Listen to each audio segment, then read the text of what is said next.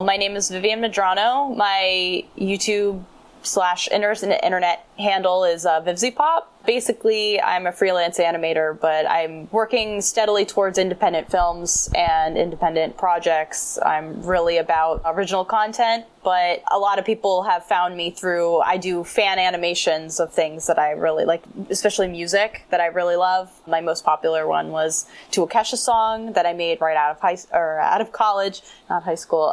But yeah, that's basically what I do. That would have made me really angry if you had made that out of high school. Oh, yeah. Well, it's funny because I wanted to, not that song, but I'd wanted to do what I did with that music video, since I can remember. So I finally when I finished college, I wasn't able to do anything like that for my thesis, and my thesis had no lyrics in it at all, no words at all. And I was like, you know what I want to do? I want to animate this song. So I did. So what you mean is, out of high school, you wanted to animate music videos? Yeah, I mean, even earlier than that. I listen to music, and music is what inspires me the most, either the voices or the lyrics or the beat or the energy, whatever it is. And I've always been it makes me picture something that, something specific. And a lot of artists, I don't think I've talked to an artist who hasn't had the same thing, but I kind of was I want to do that. That's what I want to do. It is a strange thing, because I wonder if they kind of occupy a similar thing in the brain, or if it's growing up with Looney Tunes or something. I don't know exactly what it is, but the only reason I haven't jumped on that kind of thing is, it's the copyright thing, which I guess would lead to a natural first question. How have you not had stuff taken down yet? Well, the way YouTube's system works, it's something that a lot of content creators grapple with, because a lot of people do stuff for fair use. The way it operates is it will flag things immediately. As soon as it detects a song that is in its system, it automatically demonetizes it, and it gives the money basically to the person who uploaded it. And it's a smart system for people like Kesha or whatever. They know that their music is most likely going to be used without permission, so they automatically work with YouTube to get this stuff flagged so that they get the money anyway. So it's kind of a win-win. I think it's a win-win for them, because people are promoting, they're using their content, they're getting the money. So, but at the same time, there are a lot of creators who use it more fair use, and then they have to deal with this automatic system. So it's a kind of tough YouTube issue, and I understand why it annoys a lot of people. But for what I do, I'm fine with it, because I don't really want to, I don't make these to make money off of them. I make them because I want to use the song. So if it's less likely that they're going to take it down, and they could still take it down, but so far, also, another thing is that I don't think a lot of them know about it. I actually got the amazing opportunity to meet Kesha only a week ago. Yeah, wait, a week ago? This is fresh. This is breaking news, Rob. This is breaking news. But that, I mentioned it to her. I was like, oh yeah, I made this, I animated one of your songs. She was like, no way. And so she hadn't even known about it. And she's like, yes, that's why you're here. I want to talk about this. I'm suing you now. Yeah. Did she see it? I don't know if she's seen it as of yet. I have people I work with who are kind of my producers right now. They're kind of helping me with my career behind the scenes, and they're the ones who set that up, and it was an amazing opportunity. It was kind of just a luck thing, because they had already worked with her brother, so they already kind of had a connection to her, which was insane, of all people. But so it just kind of looked out. It wasn't backstage at some place. It was. I mean, it was kind of, that's kind of its own story. What happened was, we originally had an actual meetup, at a venue somewhere, and it was going to be an actual kind of professional thing, but it was in Atlanta, and she was doing a concert there, and that's kind of how it worked out. Okay. So me and my friend got a ticket to the concert, and it was going to be the day before, but then she was running late from her previous tour date, which was in Indiana. So she was coming from Indiana to Georgia. So it was very far, and since she was running late, we weren't able to do it the day we were supposed to. So then they rescheduled it to about half an hour-ish before she was actually going to perform the next day. And I was super iffy, because I was like, oh no, she's going to be really focused on perforing. It's not really going to be the same thing. That puts a lot of pressure on you. Yeah, exactly. So, it was really nerve-wracking, but I was still excited. But then, me and my friend, we were going to do it at the stage that she was going to go on. So me and my friend were at the concert, we were having fun. Another artist I really like was performing, and it was during her set that it started to downpour rain. And so it started raining so hard. I was really like freaking out because I was like, oh my gosh, this whole thing was kind of for pictures and for talking and for making a good presentation. And now I'm soaking wet. Right. And you got the perfect storm outside and not a great backdrop. Yeah, and it kept on and off raining. And then to top it all off, it started to thunder. So the entire venue, the entire concert, they made everybody evacuate because they were like, no, it's dangerous now. There's lightning, all this stuff. So we had to leave, and it was still pouring rain, and it was a nightmare. It was a nightmare. And at this point, you still haven't seen her. Yeah, and we hadn't seen her, and I was freaking out because I didn't know what to do. Like, they made us leave the area. So I was like, oh my gosh, we were supposed to meet her in like half an hour. But then, we got back up with my people, and they were talking to her people, and the problem happened that because... I'm sorry, that's probably the coolest thing that anyone has ever said on this podcast. My people were talking to Kesha's people, just going to throw that in there. We did lunch. It makes me sound like Big Shot. I'm not. They're honestly, the guy I'm working with, he's like a friend of mine I met at Pico Day, the Newgrounds thing. Yeah, so it's like really casual, but we were trying to regroup, and we were like, oh my God, what are we going to do? Like, and they were still in talks with her people because her people were also trying to scramble because they evacuated. The whole festival got messed up, so all the times got shifted. So her performance time got shifted to an hour later, and then it started to slow down rain, so they let people back in. But it was still raining. It was pouring rain up until the moment I met her, and ultimately I ended up only getting like maybe 10 to 5 minutes actually meeting her. But it was still, as a fan, I still had that oh my gosh moment, and she was super nice, super nice. I gave her a lot of framed artwork, a lot of prints of my own work, and I got to talk to her a little bit, and she was super nice, and I got to mention the animation, but it didn't sound like she'd seen it, and I don't know if she's seen it since because I don't really have a direct link to her. But I hope she has. It would have been great if it was just the 10 minutes was just 9 minutes of the video loading. All right, hold on. Let's see. A lot of people asked me if I showed it to her, and I was like, no, there was no time. Right. The bodyguards were actually like, we need to go. You need to get on stage. Because she was literally, the moment I was walking out from behind the stage, she was coming onto it. So it was like, that was really cool. I like the idea that she's in, like, I don't know, her trailer, her RV or whatever those stars take around. I don't know. They're moving home. And she had no idea that there was a storm or anything. You're just drenched from the storm. The skies open up and it's like bright, nice day out. And she comes out and it just looks like you've been standing there sweating. No, exactly. Like, I mean, it was an experience I'd never trade for the world because, like, it was one of those days where it's like, you're so excited, but you're also so nervous and you're so freaked out. And then the worst possible thing happens. And it's funny because, like, by the time, I was with one of my best friends who, I've known since high school. She was with me and she was kind of moral support. But, I told her at one point, like, right before we met her, like, when it was still kind of like we were waiting for her person to come out and get us so that we could go back. It was still raining and I was just holding my face and I was like, I don't even care anymore. And so, like, I don't care. I'm uncomfortable. I'm angry. I'm like, I was so done. But then, like, the actual moment happened. Everything got better. It did stop raining. And then we stayed for her set and it was glorious. We were having so much fun. We were dancing. And then we left and we saw an animated movie and it was just the best possible night. What was the animated movie? Say, what was the animated movie? Sausage Party.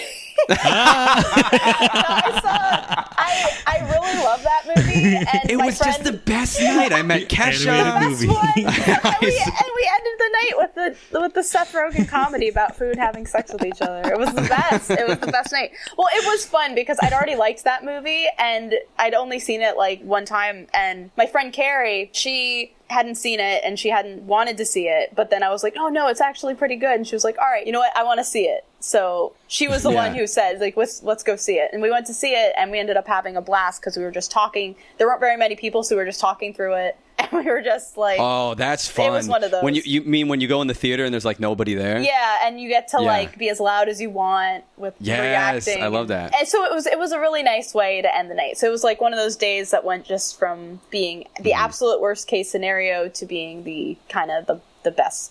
It was a very, like, I keep using the word unforgettable Like, that's what I kept tweeting. I was just like, that was unforgettable. And it's because it was so good, but it was also so bad. You need a story like that, to encapsulate. I mean, if you had just met her and talked to her and everything went perfectly fine, then you'd have no story. Like, I met Kesha. Oh, what happened? I met her and she was very nice, and that was it. Exactly. But now... and now there's this whole saga to meeting her, and if I ever get to meet her again, maybe I'll get to tell her the absolute mess that went into actually meeting her. But no, she was very, very nice. And I'm hoping that something will come of it, because I have kind of a list of people who I'd love to work with when I eventually start making films, and who I would be willing to do a music video for, and she's one of the top of the list. So even just having her people in contact with mine, any kind of, I know that's the way it sounds, but I tried to just let it go, but I couldn't. I can't. It makes me smile. Her people contact I would my say, people. I guess I'm your people, right? Would I be your people? All right, Rob, that's not. Yeah. Sorry. But I guess I should say my producers. Sure.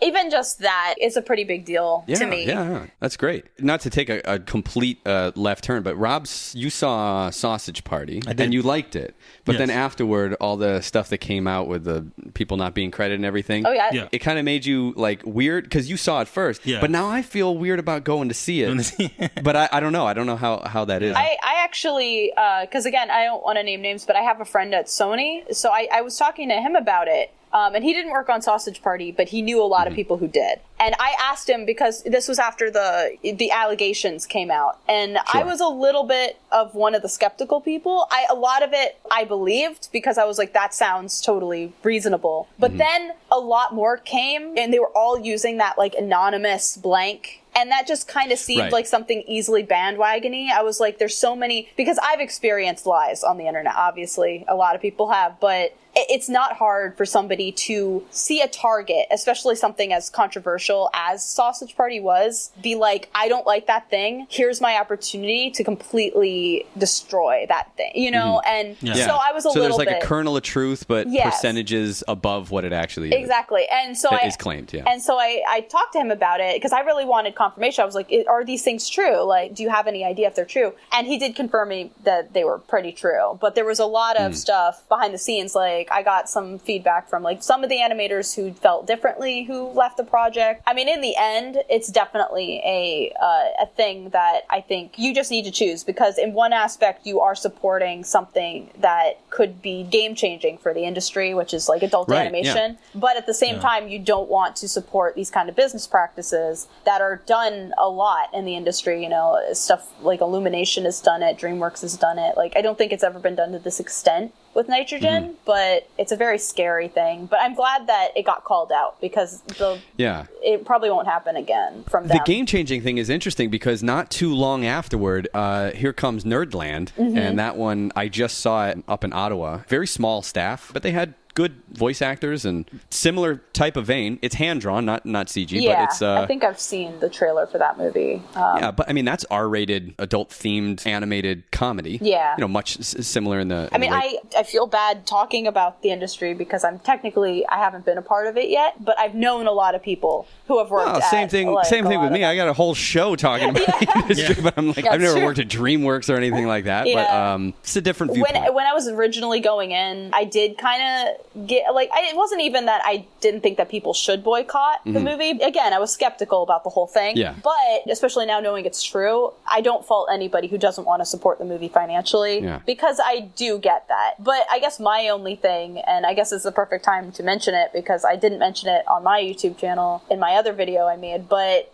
I've been seeing a lot of people who are like, oh, I'm boycotting this movie, but the movie's absolute trash. It's the content of it is terrible and stuff. And I'm like, well, you're boycotting the movie because those animators got mistreated, but now you're shitting on their work, what?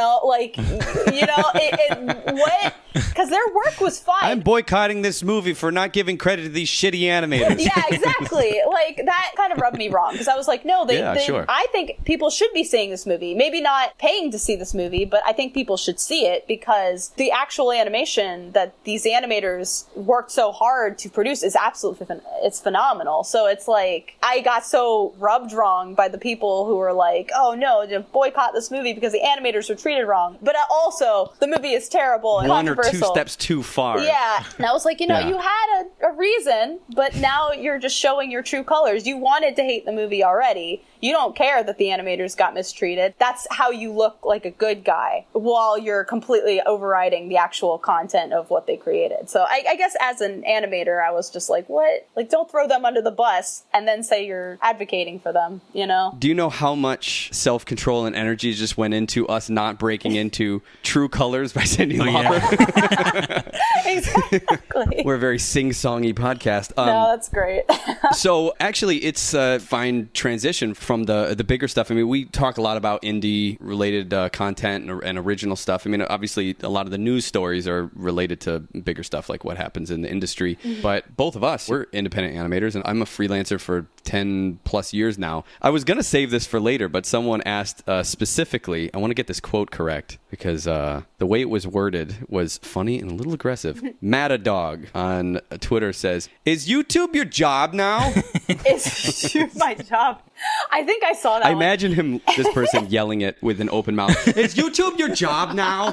Yeah, it's like, well, I guess in a way, because like right now I'm kind of living off any of the money that I can acquire from all the different places. So Patreon and the like? Patreon is probably where most of the money comes from. And for Patreon, I have to create as much as I physically can. I need to change my tiers because I feel like I need to make it a lot more structured in terms of like what I can actually get people. I feel the same way. Yeah, that's hard. Yeah, and it started to grow too much. And one of my tiers was Google Hangouts. And like as fun as much as I love to talk to people, sometimes you just get so burnt out from the work that you're doing. You have to organize the whole thing. I kind of have to be the host, and I have to make sure everybody gets a chance to talk, and I have to make sure that I'm entertaining everybody.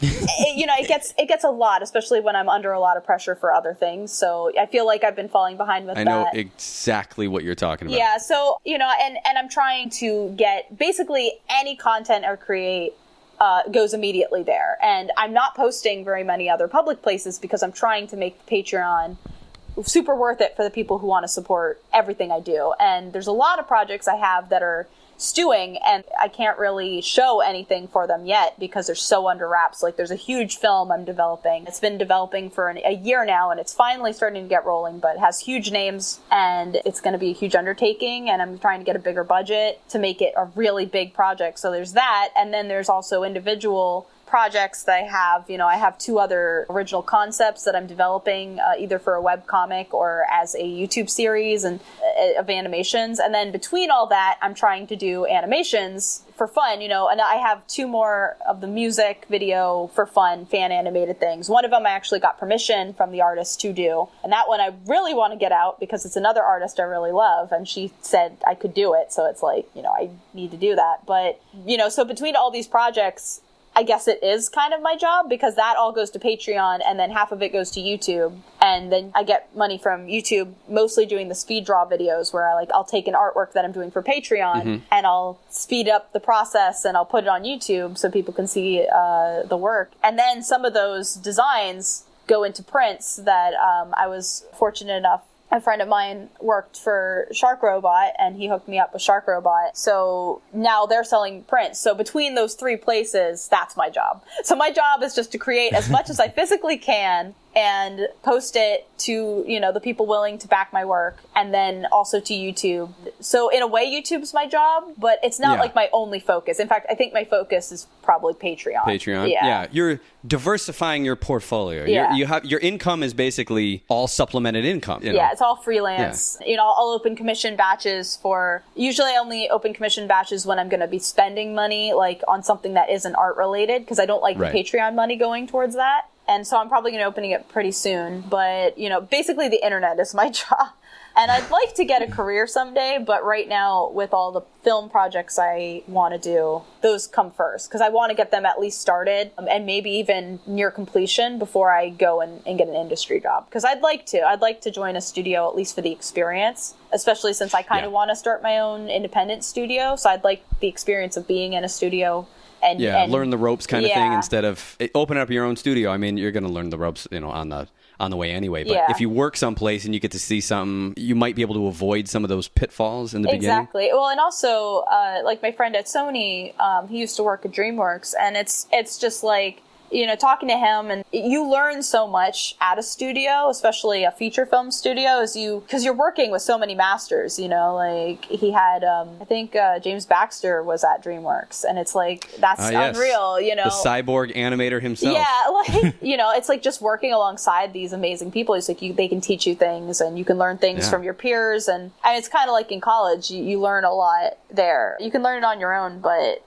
being in that atmosphere, you learn a lot more and you learn a lot faster. That's kind of why I want to join. So the goal in the beginning in school was just you wanted to go to school and go work in an industry, and then it just kind of took a turn once with, I guess, working for internet. I'm assuming you got popularity in college and then you kind of popped out and went, I'll do this for a little bit. Yeah, it's kind of interesting because when I was in high school, I started posting on the internet like every day. I was posting a lot of fan art and a lot of my original stuff. And I started to steadily grow a little fan base, especially for my webcomic. My webcomic kind of started everything. And then in college, it kind of got bigger because I started my comic, and so people were kind of steadily growing. So I kind of had a steady incline of fan attention for my original stuff pretty early on. And then when Die Young happened, when I did that, it exploded. And that's when people really discovered my work, and professionals discovered my work, and I got really inspired, and I got opportunities.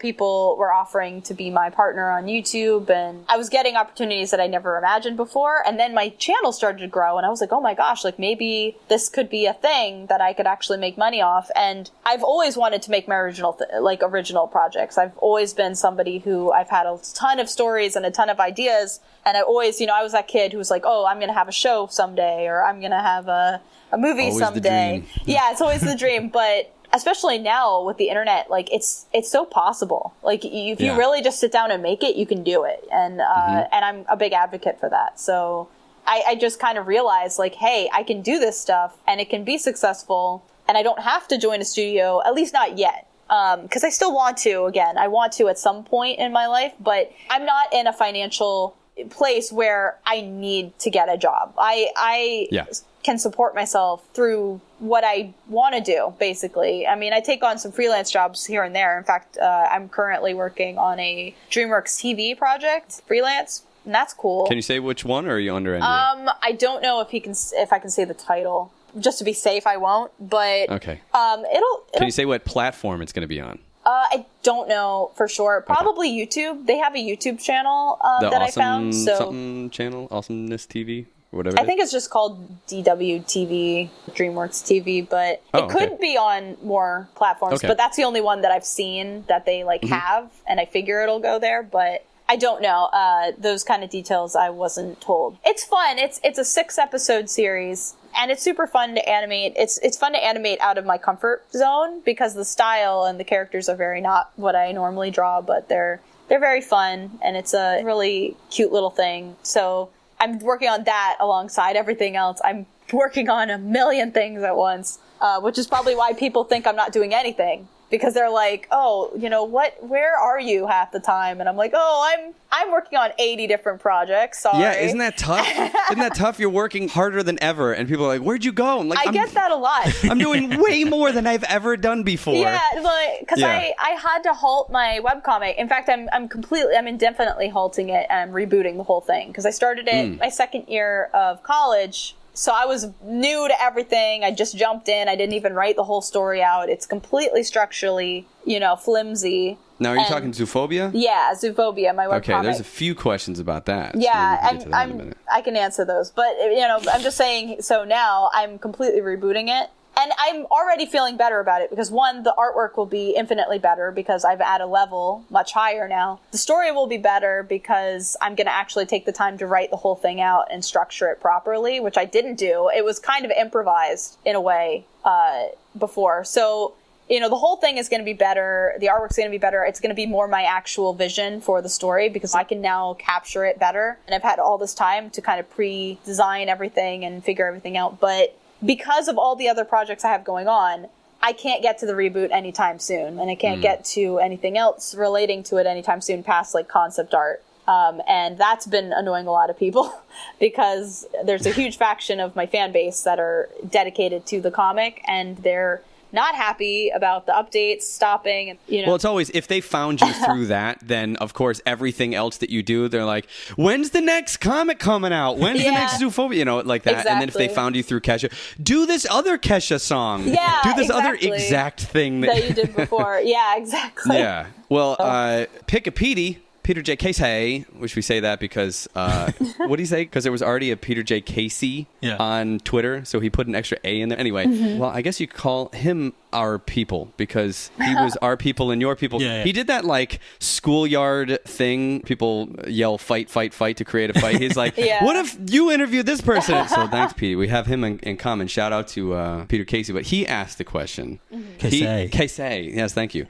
And what are your feelings on Zoophobia now that Zootopia came out? Oh, the $1 million question everybody asks me. Yes, well, it could be. I can definitely say, before seeing Zootopia, I was terrified. It was announced it was probably in the works much earlier than that, maybe, but it was announced maybe 2 or 3 years prior to the movie actually being released. Right. And I had a night where I genuinely cried, where I was terrified because all that was released was the title and the kind of plot. Like, well, not the plot, but like the Byron. I remember there was an image. It was just one image of Nick the Fox standing among a bunch of bunnies. But like in a little blurb, and it was basically like, we've done animal movies 1,000,000 times, but this is the one where we are going to tell an animal movie that is from the perspective and like created and crafted by animals. With that little blurb and the title, that was immediately my comic. Yeah. And fun fact, and this is another reason it hit close to home, and I want people to know this, my story, the world inside my story, was at one point called Zootopia. It was Zootopia for a good portion of my life. But then the reason I changed it was because I felt like Zootopia was, one, cliche, and two, it just sounded like I thought about the characters more in depth. And I was like, in this society, they're escaping humanity. So why would they use this term, zoo, in it? Even though it's a scientific term, but the creatures in it, they would associate zoo with like the prisons that humans keep animals in. So they wouldn't want to have their society called that. So those are the two reasons I changed it. But the fact that that was even a thing at any point kind of scared me. And actually, canonically, the characters in my story still call the world zoo. I thought about making a joke. I mean, I don't know if I still will because I'm rebooting it, but I thought about making I might, just to make it a cute little joke, but I thought about making one of the characters say, it's a Zootopia. But it's a zoo-utopia. A Zootopia, if you will. Exactly.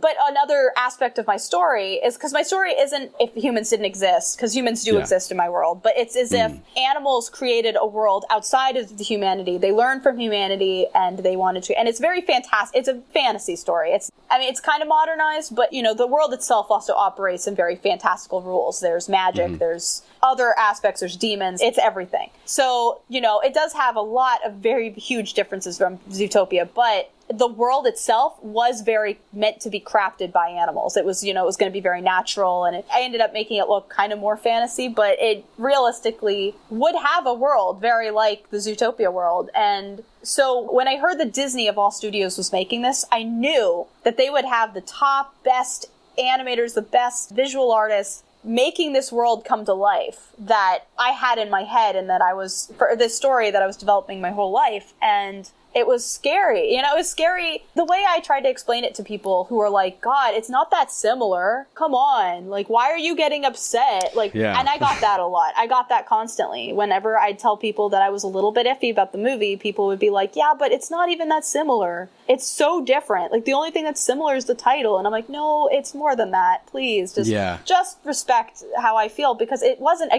just the title. The title is the title sucks because it's so similar in sound. Like, it's not similar in meaning, but it's similar in sound that people are automatically going to think I ripped it off. And that kind of sucks. But that's the thing. Yes, exactly. Because it doesn't matter really which one came first. The bigger one has the push.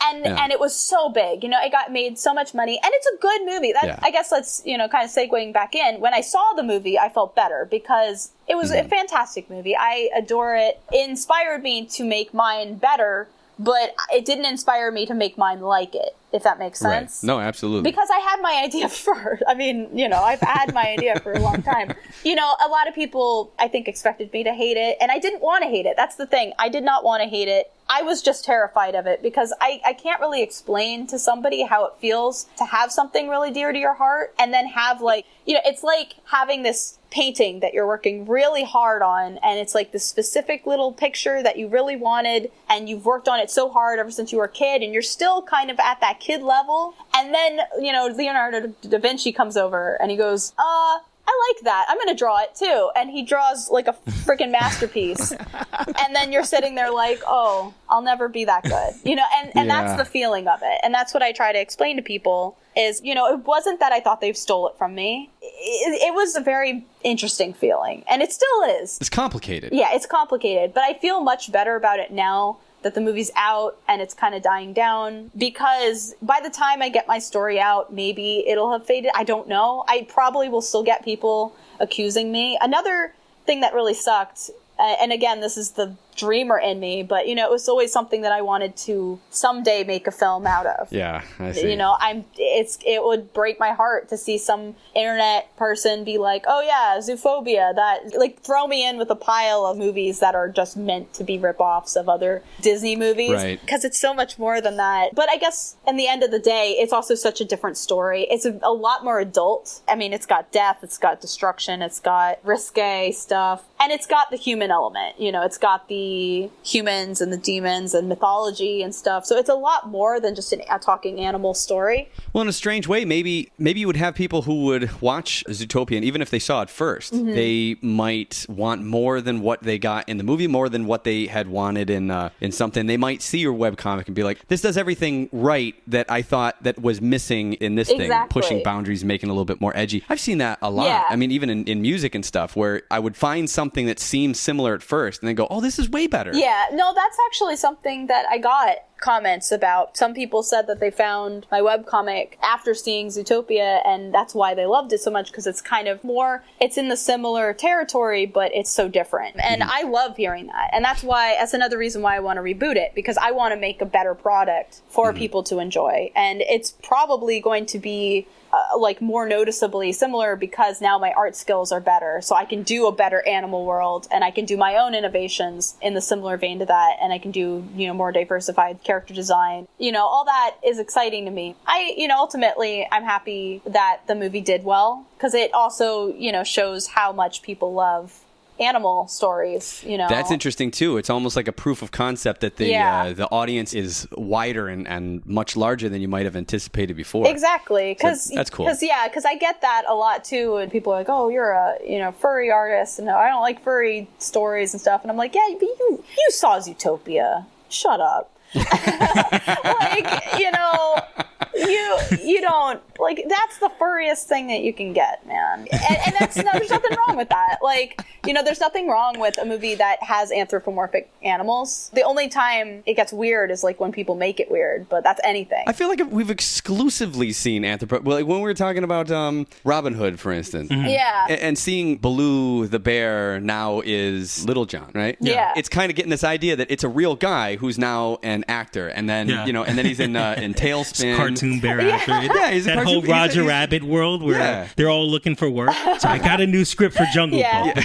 Baloo, you're going to be a pilot, and it's going to be different. Well, exactly, because I guess for me, my perspective is really different, because I feel equally weird about furries as I do with people who really think that like Tarzan or Aladdin are attractive. They're equally not real. Right, so right. to me, it's all under the same umbrella of like, well, if you can say that character is hot, then why not say like Simba's hot? They're equally not real. They're both voiced by a celebrity. Why do you care? Like, I guess that's why, because I got some criticism way back when I was younger, because I made like, when I was really young, like in middle school this started, I made a joke list of like the hottest character, like animated characters, because there was a meme, and I put animal characters on the list along with human characters, and people were like, why'd you put like Simba on here? He's a lion. And I was like, well, he's not real, and neither is like these other characters I put on. None of them are real. Did nobody see the extreme bedroom eyes that Nala gave Simba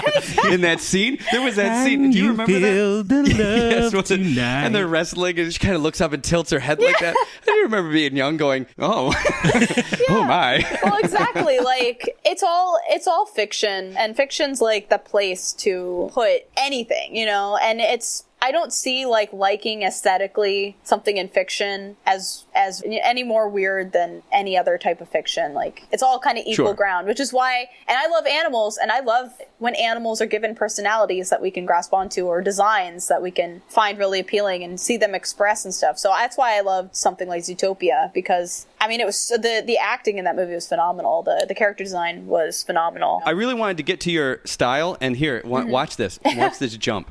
You're talking about Aladdin. You have Aladdin poster on the wall. Right behind you, next to that, is Book of Life. Yes! And Book of Life has fantastic colors in it. And when we were watching this stuff, the one thing that kept coming up, you have amazing colors in your stuff, and very bold. We were talking about how it's like the equivalent of someone walking out something that I could never pull off. There was an opening shot of your SVA thesis film, which I don't know if we covered, but you went to School of Visual Arts in New York. Oh yeah, I didn't mention that. And then the thesis film that you did, Timber, thank you. Timber. No problem. See, those be falling over by Anyway, so the opening shot has from like right to left, yellow, pink, orange, red, get over and you get green and blue. And I'm looking at it going, that's the entire spectrum. Yeah, they all complement each other. Is it naturally, or do you have like a pattern of what you want to use? No, I mean, it's funny because, you know, there's so many things that I do wrong that I don't think most artists would. Most artists would be like, oh, you need to learn color theory. You need to know what colors look good against what composition looks best. I totally wing it. I have no idea what color theory is. You know, I don't have like specific palettes. But you do have an eye for color. I think it's an eye, yeah, because a lot of people compliment my colors, and really it's all gut. I gravitate a lot to palettes that I personally like. I like the pink and yellow palette. I like red and white. You'll find those colors a lot in my designs and everything, is like kind of off-white colors I really like. But in terms of like that, or any kind of color palette, I literally just wing it. I get a feel for like what I maybe want the scene is, or sometimes I'll go and find nature photos like of the sky, and I'll look at the sky colors. Okay, yeah. So like it will sometimes come from an actual reference, but a lot of times for my like more cartoony works or for my backgrounds and stuff, especially for Timber, I wanted to use that pink and yellow palette because it's one of my favorites, and that was all just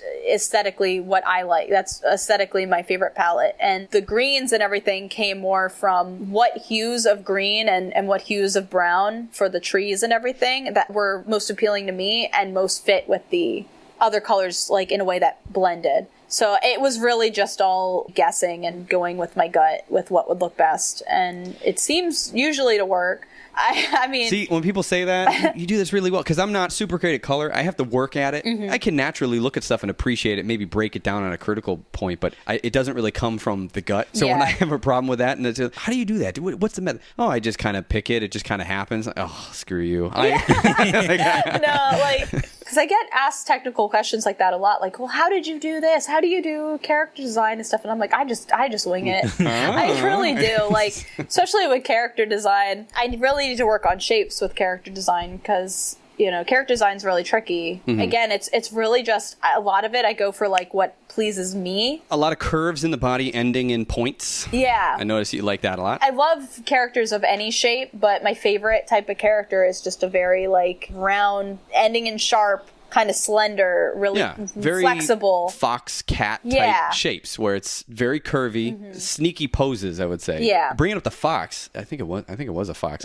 Silhouette by Owl City, is that correct? Owl City. Owl City. I really like that one. I think that was my favorite. Oh. And the interesting thing about the colors, it seemed like that was your more restrained color palette. It was mostly, nighttime stuff. Until you went to the Silhouette, and then it kind of got a little bit more bold with that. But I thought that was great. Thank you. Yeah, that one, it was meant to be much more subtle. It was almost grayscale for a while before the After Effects kind of added a little bit more purple, but it was meant to be very subdued to have the contrast of like the really bright, because for some reason whenever I listened to that song I pictured like a very mellow, like slow, really well animated scene, and then to the sharp contrast of the black with the really bright. Because whenever I listen to Owl City's music, I picture that really bright neon, like yellowy color for some reason, like the yellows and greens. It has that electronic assisted it has that music feeling. In it, yeah, so that was that kind of attempt at that. Like color is a good way to express stuff, and I kind of view different tones and different types of music. When it inspires the actual visual and the color style, that's usually where I kind of go with my gut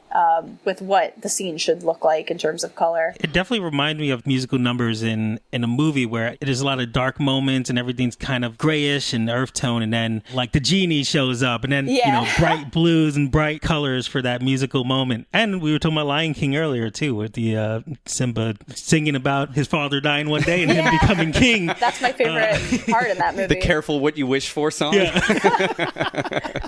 No, exactly. Like I love stuff like that. Going way back to like what I want to do and everything, like music is my ultimate inspiration, and like musicals are. So like to me, animation and music go hand in hand perfectly. That's why I think Disney did so well when they started to do animated musicals, is just because that exaggeration goes so well with like the exaggeration of people breaking into song and dance. Yeah. It's like the perfect match. And that's why like everything I make is musically oriented. Do you ever hate sometimes hearing a song and like, no, now I feel like I have to animate this because it's so good. Constantly. That's too good. I got to do a video now. I hate it because some of my artists will be like, coming out with a new album. And I'm like, damn it, that's another album I'm going to want to animate every single song on. I'm already fighting this other one. That's how I am with the artist that gave me permission. She's a country artist, Casey Musgraves. She's coming out with a Christmas album. And I'm like, I'm going to want to animate every Christmas song on that album, and it sucks because I can't.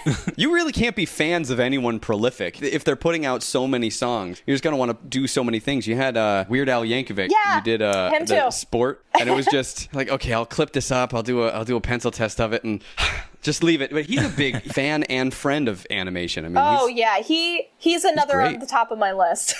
I have mine too. The 4 artists: Kesha, Casey, Weird Al, and Owl City. And I've done 3. Well, no, I've done 2 of them. I'm working on the Casey one, and then I want to do a Weird Al one, like I want to do like a fully colored of all 4. And then after that, I might just go back to doing pencil tests because they're easier. I could probably do more of them, and they don't have to be this big thing. I did do a pencil test to Weird Al song, like the 30 seconds of it, and he liked it. Yeah, the sports song. And that was so cool. Did. Yeah, he did. He liked it. And well, it's one of his originals too, which I thought was cool. No, exactly. I like his original ones the best. But even with that one, I did it in a week, so it's terrible. And I really want to maybe redo that one. The one I want to do, since it's so short, it's like the perfect little short length, and it's got his flavor, but it's not really his song. He did a commercial for Radio Shack, and it's like this little jingle. It's like a 30-minute jingle called Toyland. 30 seconds. Yeah, it's like, and it's called Toyland. Oh, I know what you're talking. That came out like 3 years ago or 4 years ago or something like that. It's kind of old, but it's I know just the one like you're talking the perfect length, and it's like really expressive, and it's got his voice. So I want to do that one. That's fun. That's why I only stick to punk songs, because it's very fast. They don't believe in the industry, so they won't sue you. You just took it and animated. That's fine. I like the stuff you did for Red and Link, Five Nights at Freddy's. Did they contact you for that, or how did that come about? Kind of. They never contacted me directly. That was dealt with through Frederator, who is my YouTube partner. They contacted Frederator, and then Frederator found people on their network to do the animation. And that was really cool because I wasn't super familiar with Rhett and Link before. A lot of my friends more versed with them than I was because I wasn't enough. Like I wasn't. That's our situation. Right. Rob's been trying to get me into that. I keep calling it the Good Magical Mystery Tour Morning or whatever. I say it wrong every single time because I think it's It's Good Mythical Morning, right? Yeah, that's the title? Yeah. He's been trying to get me into that for a while. For the longest time, I called it Good Morning Mythical. And I was like, oh, that's wrong. I mean, they're great guys. I asked if they could voice in something at some point, but I asked so long ago that it probably doesn't even matter now, because I was like, oh, they'd be good for this film I'm doing. But then the film started to take ages and ages and ages, and I was like, all right, by the time, it's probably not going to matter. But yeah, they were super nice, and they had nice words directly for us and my team who did the film, and that was really nice that they took the time to like give a little thank you. We definitely had fun with that. It was kind of short, and so we were kind of limited with like the amount of animation we could do, but it was a fun little project, and it was a good opportunity. I don't know if you hear this, but we have Muppets outside of our building. Apparently, it's just these. I'll mark that down. It's very loud. It's an echo chamber of a courtyard. Anyway. One second. There were questions that came to us through the great Twitter, and I said that there was one that was on here that was my favorite question that we've ever gotten. Oh, yeah. Mainly because I don't know if this is a backstory or whatever, wherever this came from. Someone named Picaroni on Twitter, and the question, you know what I'm talking about. The question is, Vivz, which character of yours has the most green? Yep. What a specific question. Oh, yeah, that's an inside joke. Is it? Okay. Yeah, it's... I don't know if I can even get into it without getting into mean territory. There was a DeviantArt user. There's these things called OCTs on DeviantArt, which it stands for Original Character Tournament.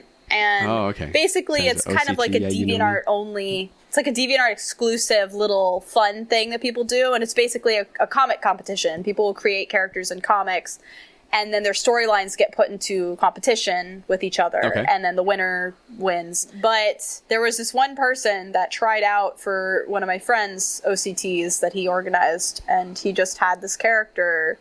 And for some reason in his comic, he just wrote, it was the weirdest comic ever. I don't even know if I could explain it, because I wasn't as into it as everybody else, but there was just one line that he just kept saying, and it was just, "Do you have green?" And it became a huge inside joke with the whole community, because we would just go up each other just like, "Do you have green?" And so that's where it came from, but... I don't have a lot of green. I don't have very much green. Okay, that makes sense now, because I got that question. I saw that, and I was like, oh my God. That is a very specific question. So we got a lot of questions that are relatively similar. Signor Waberto, Electric Foji. Well, I'm not going to read all these. Some creative Anyway, basically there. They're just asking about your style. I mean, we already talked about color, and you talked about how character design is something that you wanted to improve on. But this is animation podcast. The thing that I noticed is you jump in between 1s, 2s, and 3s, sure, but sometimes you're like up at 4s, and the Owl City one was. Yeah, I didn't know if I popped a 6s in there or something. Like it was. A lot of that has to do with time. The Owl City one, I just kind of wanted to have done. I'm not super proud of it, because there's some shots that I was like, all right, that looks okay, but some shots I just wanted to get it done. Sure. I was at that point where I felt like I was spending too much time on it, and I wasn't really proud of it anymore, and instead of scrapping it, I wanted to just get it done. But a lot of the time, the 6s and the 4s and those ones will just be to kind of save time. But I feel most comfortably working in 2s and 1s. Mm-hmm. So most of my best one, like Die Young, is mostly that. Because my animation style, like ideally, I'd like a style that can switch between being very, very fast and cartoony and flexible, and then more subtle and slow. And I personally need to practice the subtle and slow more, because it does require more frames to really smooth things out. And it requires less frames that are fun, like, because they're so close together that they're so monotonous. It becomes very tedious. Exactly. I need to kind of train myself to do those subtle animations more. I think that's why maybe I appreciated the silhouette, is because it was different. Yeah, it was definitely me trying to get more into that. And I want to do more like that. I want to do more sad, slow ones, because I definitely have those in me. I just don't, it's much easier to just draw it in a picture than to actually animate those slow things out, because they take so much more time. But in terms of style, a lot of people ask me, how I found my style and everything. And I always kind of tried to say the same thing. For my style, particularly, a lot of people try to draw in it, and they're like, oh, I want to draw like VivziePop and stuff. And I have no issue with that whatsoever, but I notice a lot of them kind of focus on my style only, and they don't develop their drawing skills first. So their style kind of looks more like a mimic of mine than it does its own original style that just has elements of mine in it. And my usual advice is just to you need to learn how to draw first. I've been drawing in this style my whole life, but when I went to school and when I got more strong, I learned to draw outside of my box. I learned to draw still lives and gesture drawing and stuff of real people. And I tried experimenting with other styles, and I have a huge batch of artists with all diverse styles and a diverse bunch of styles from shows I grew up on and movies I like that helps shape what I do. I would try and draw on the Looney Tunes style. I'd try and draw on the Disney style, and that kind of helped me figure out the aspects of that style I liked. And then I could draw on my own, or I could form my own. So my advice is always to artists trying to find a style is you need to find a lot of styles, and you have to practice them all and learn from them all. And you have to learn how to draw. And if you put those together, because nobody can like the things that you like, only you can like those things, So your style will become what you like, if that makes sense. Yeah, I always say hodgepodge, but I'm going to use something different. It is a casserole. Yes, exactly. It's a burrito. Mine's down home cooking. Yours is very microwavable. So you already kind of answered another question in here, which was about how to utilize time management. And I think that a lot of that was about choosing when to do what and how much to put forward. The pencil drawings and things like that. And it's definitely not my best. Time management is tough because I'm working on so many projects that require a lot of energy. I get burnout really easy, and then I fall behind the schedule and stuff, and it's very hard. I don't recommend to anyone to work on as many things as I do. I think it's not a good idea because, right now I'm balancing this freelance animation job with Patreon art and trying to develop projects and then trying to write a film, and it's all this stuff at once, and it gets a little much, and I feel like it'll take away from each one if you're kind of distracted. So with time management, I definitely think that people should limit what you're working on and then just find a schedule that you're able to stick to. And that question was from Sneaky Susie. Oh, yes. Or sorry, no, Sneaky Snoozy. There's a lot of extra things in here. Let me just jump in here real quick. It's taken us a while to kind of match up our schedules, and every time that I said, we're probably going to be interviewing VivziePop in a while, I had to start saying Vivian because Rob cannot say VivziePop. He says, I'm trying. VivziePop. I said Vivzie. Vipsy. That was the other one. Vivzie I like. And then Bibzie. I said DizzyPop a couple of times. You did, times. and you said Bibzie. Yeah. And then, of course, we started singing VivziePop, VivziePop, oh, VivziePop. Boom, boom, boom. That's great. So the question is, why aren't you VivziePop if you're Vivian? Where's the extra come in? It's funny. Oh, man. I guess first off the bat, I don't like Vivi. It's either Viv I would imagine. Or now I'm okay with Vivzie because that's the username, but I've always just liked Viv. Please tell me you have a niece or a nephew so you could be on Viv from Fresh Prince of Bel-Air. I don't yet. But the Z, when I was in high school, when I made my username on the internet, I was really edgy. I was an edgy little Invader Zim hoodie wearing crap person, and I really was edgy, so I wanted, my grandfather was helping me make a really crappy HTML website, way back in the day, those crappy, terrible looking websites, and I was trying to think of a domain name, so we were brainstorming, and I thought I don't remember the original one, but ultimately it became Viv's Mind, VIVZ Mind. Oh, your and that was because I was gonna make it Viv's Mind, VIVS, but then I had to add that Z because I was an edgy little teenager. So I was like, Viv's. Back in the day when everything spelled with a Z, boys to men. So it became Viv's Mind. It's because it was my mind, because I'm deep. And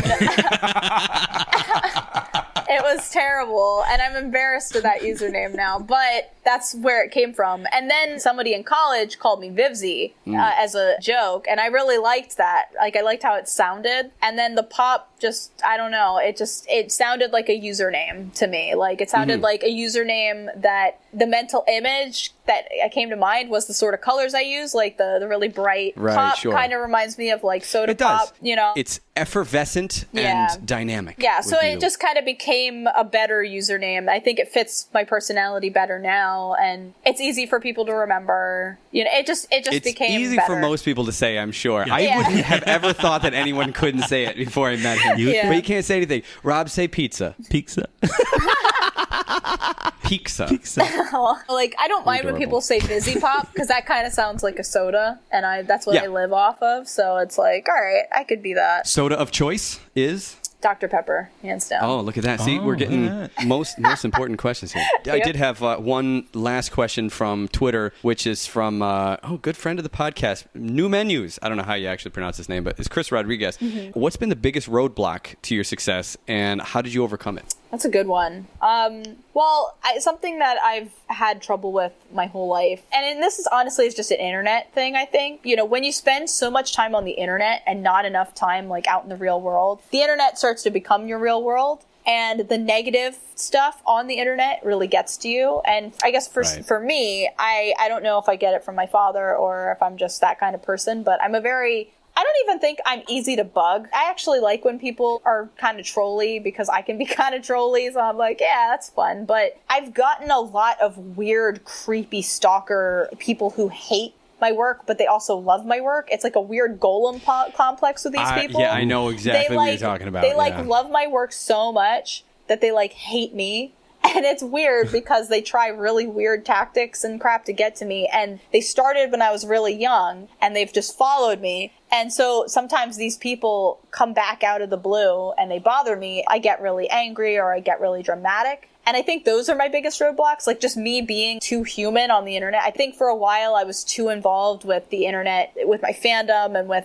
everything, and I let things get to me. And it's still something that I think I need to get better at. I need to get better at just toning people out, because when you start to react to stuff on the internet, it gets in your own way, because people see that they think you're dramatic, you're annoying or whatever, and they think that you're easy to bug. I think that has been something, because I've been on the internet for so long and I've made all my mistakes when I was younger, and I feel like some of those mistakes still kind of haunt me, you know, whether they be mistakes. Like, I remember when I was younger, I used to do that really crappy thing. I had a friend who was very, original character, do not steal, and he would do that with me. He'd be like, oh, you stole that character from me, and I'd be like, no, I just wanted to make a character like this, and he would be like, no, you stole that from me, that's mine. And that mentality got rubbed off on me. So I remember when fans would just be inspired by me and they'd draw a character that was, whether it was a ripoff or not, I'd get mad and I'd be like, hey, don't do that. But that always blew up, because you always look like the bad guy. Whenever you do something like that, you look like the bad guy. Yeah, sure. Yeah, because you're the big one. You're the popular exactly. One. You're the big one. Most often they're and that's something that I've learned, and I don't do that anymore, because I know, one, it's dumb and pointless, and two, you're just ruining somebody else's day. It looks up to you, whether they're doing something that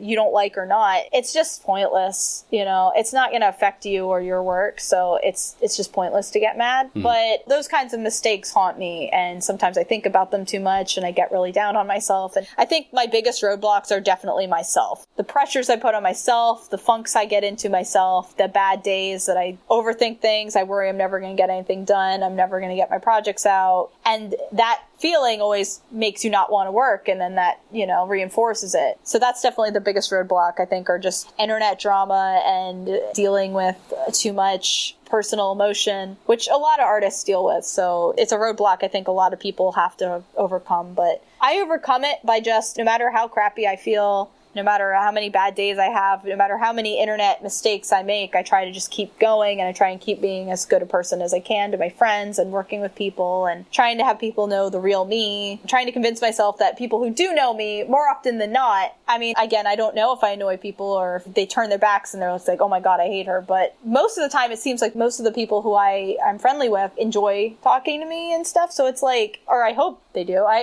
Again, I don't know. But, I try and convince myself of that, of people who actually see and meet me on a real level can tolerate me. So these people on the internet who have never met me and will never meet me, what they say about me and what they judge about me, it's all assumption. And, I shouldn't be giving their opinion this much credibility because they don't know me.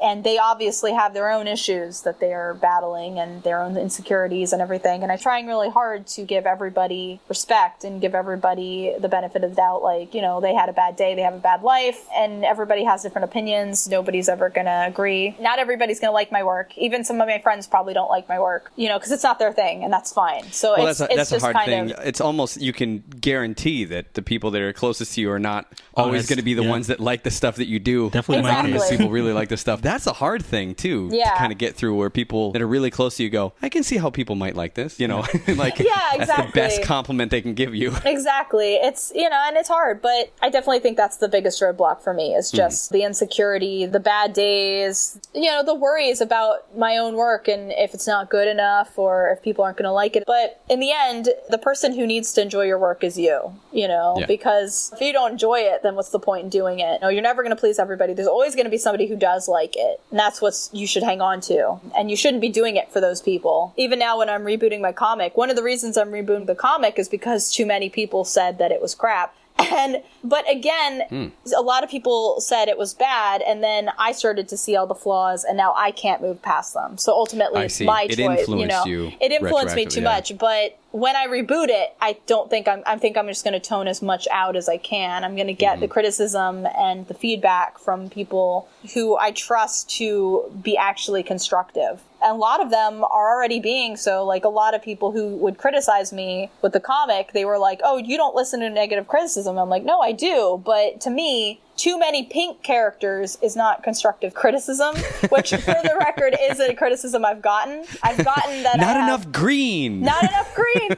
Yeah, but like, I have definitely gotten actual constructive criticism about my comic. Like, the writing can be weak, the story can be kind of plot hole mess, the art consistency, the dialogue. Like, those are valid criticisms, and those are things I'm taking to heart and I'm going to improve. But then it's latched in with all the people who are like in this little cesspool of like, I would do this. I would do this better. I would do that. And it's like, then that's your story. That's not my story. I got some people who are like, Viv should tell the story more like how Steven Universe tells their story. And I was like, why are you going to throw in that? I'm not inspired by that show. I don't particularly like that show. Why do you think that I should do it like that? I'm inspired by stuff like Futurama or BoJack Horseman, which you probably haven't seen. Don't say that, oh, I should do like this. Yeah, but like, I love both those references. You know what I mean? They're like, no, I like Steven Universe. You should tell your story like Steven Universe tells their story. And it's like, well, no, because that's not my thing. I'm not going to tell my story in a way that isn't how I want to tell my story. I'm going to tell my story in a way like these other stories that I think are good. You know, like it's all personal opinion. It's all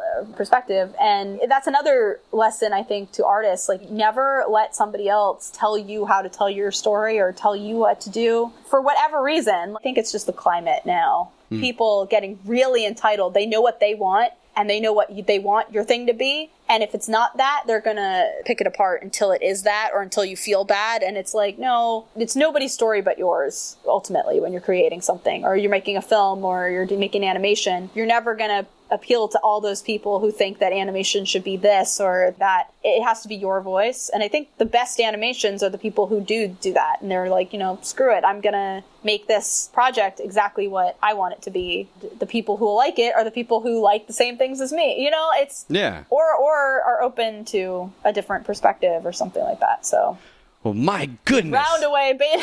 Look at that. I ramble a lot. No, that was great. That was great. That's like I said, I think when we started this, I was like, yeah, half an hour, 45 minutes, I'll cut it down or whatever. But I mean, this was great. Really, it was nice talking with you. And why don't you tell these nice people how they can follow you on the internet? We've already gone over Vivzie and all the Vivz versions, if you want to. Sure. My YouTube and my Twitter and my Tumblr are all VivziePop, which is VivzieIE. P-O-P. That's I forgot how you spell your own fake name. And then my DeviantArt is still VivzMine because somebody stole VivziePop, so I can't change it. Same with Instagram. So anywhere else, I am VivzMine. But yeah, that's how you find me. Okay. There we go. And Patreon. Oh yeah. My Patreon is Vivian Medrano. If you support me on Patreon, you get to see basically everything I do, and you get to see lots of work in progresses of like any animation, character design, lineups, just art in general. If you like any of my specific project, I'm trying to do more for the Zoophobia fans and more for the animation fans and stuff. So trying to get a little bit of everybody in there. But if you want to support me and see like everything I do instead of just whatever I end up posting, that's a good place to do it. So, and I appreciate it. Awesome. Thank you. Thanks again. Yes, thank you, VivziePop. Oh, yeah. You did it. Look at that. All right. Nice. Thanks a lot. This is great. No problem. Thanks for having me. Catch full episodes of the Rubber Onion Animation Podcast every Wednesday at rubberonion.com/podcast. Thanks for listening.